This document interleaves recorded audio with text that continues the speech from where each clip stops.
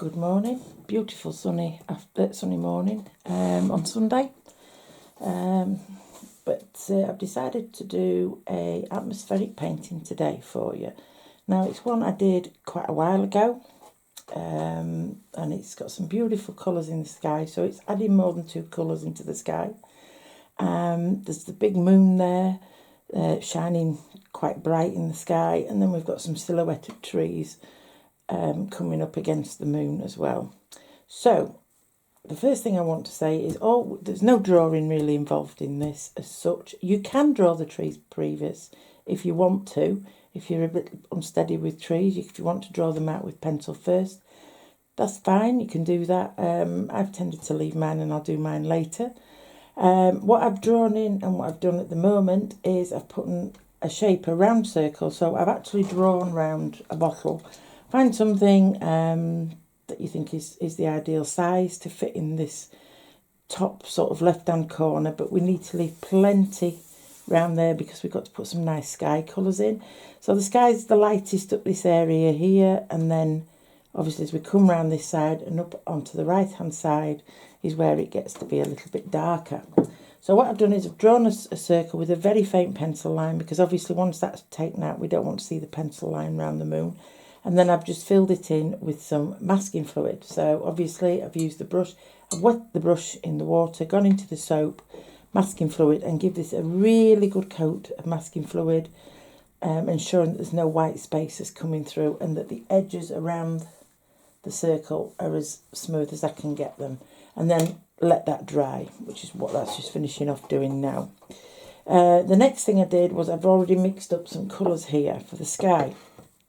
So the colours we're going to use, we might not use them all, but we'll probably use a good few of them. The one that we're going to use, which is a light one, we're going to put a little bit of colour in there from the moon shining, which is the Naples yellow and rose madder, which is here. And it's mixed up, so it's very watery. Okay. So that's the first colour.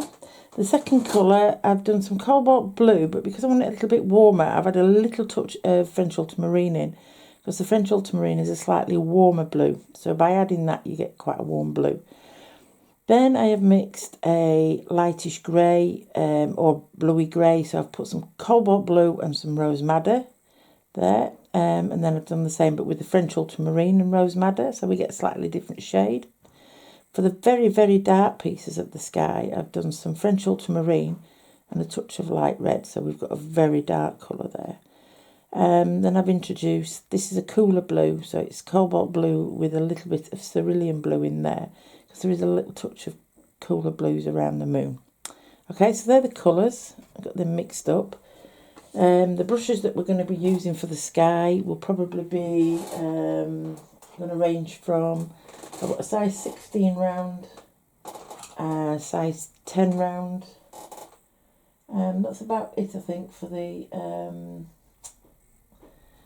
sky. I may use a flat brush, so I've got a large flat brush here, which is a 3/4 inch. So they're the brushes that I'm probably going to use for the sky, okay?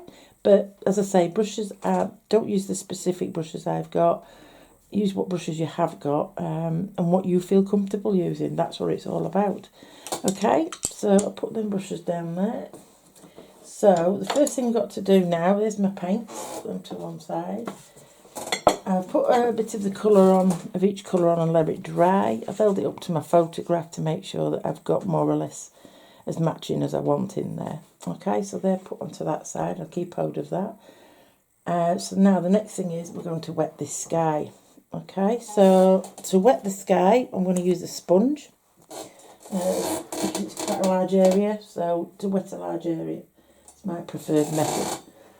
Okay, so I'm going to wet the sponge. Start here in this corner, pull it down, go around. While I'm doing this, the paper that I'm using today is Saunders and Waterford 300 GSM.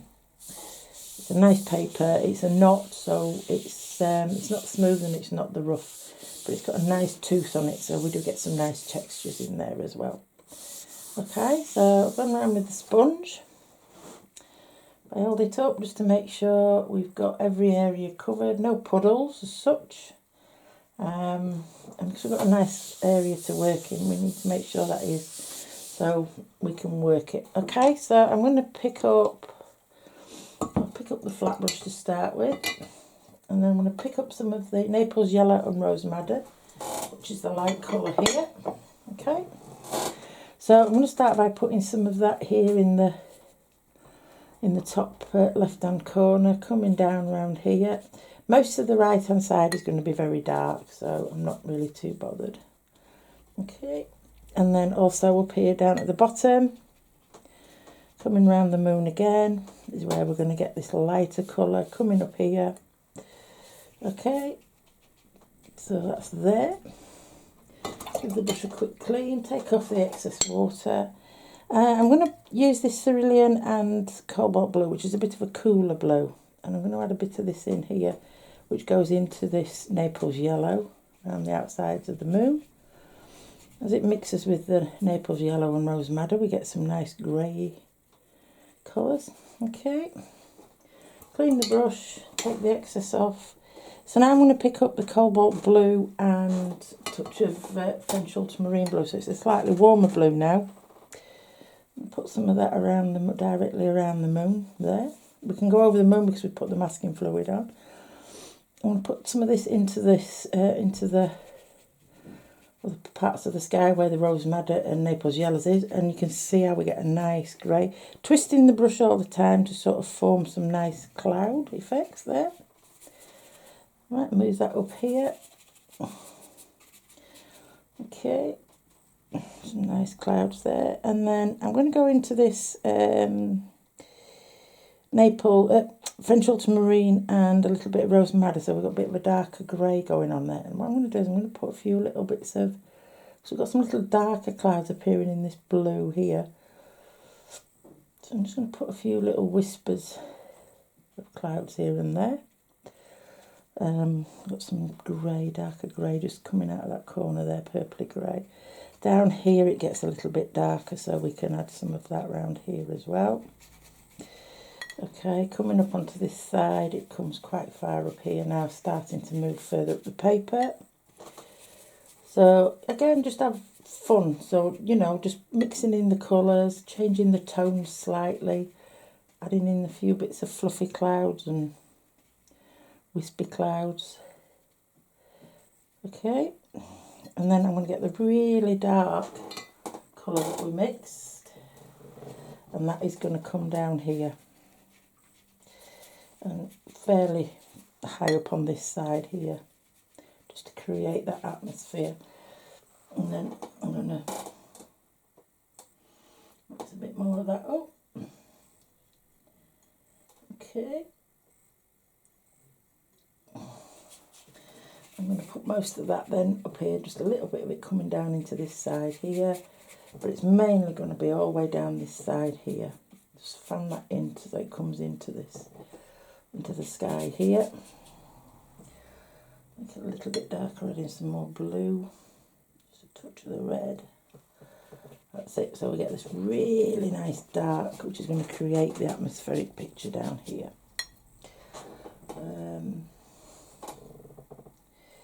I want to add a little touch of burnt sienna into there as well, just to give it that bit touch darker and a more reddy dark colour there. Okay, so we've got a really dark bit now coming in there. I'll put that up here. Okay, put a few little bit touches everywhere. Give the brush a quick rinse out while it's still damp enough to work on. Make sure you give the brush a really good clean. I'm just going to pick some more of this, the Naples Yellow, and just add a few touches in there, here and there, while it's still wet enough to work on. And put some of it, mix some of it up here with the darker colours, so it produces its own types of grey. Some more down here. Okay. Right, so that now should be, and I'm going to leave that now and let it do its own thing. Just soften that bit in there a bit. Okay, bits of darker cloud there.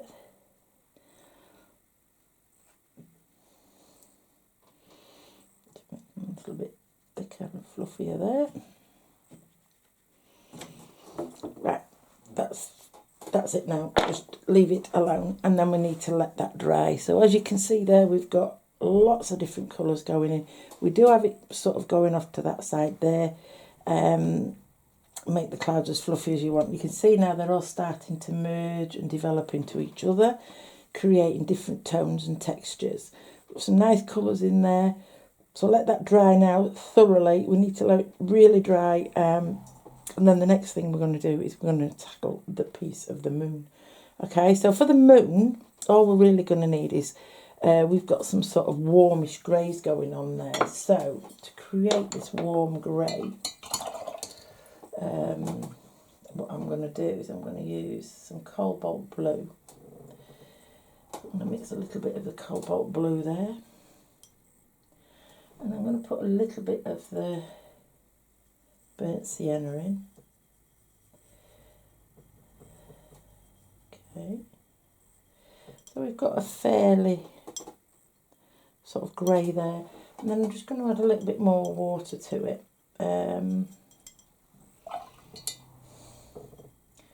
So it's a little bit lighter. Okay, give it a good mix. Okay, so that'll be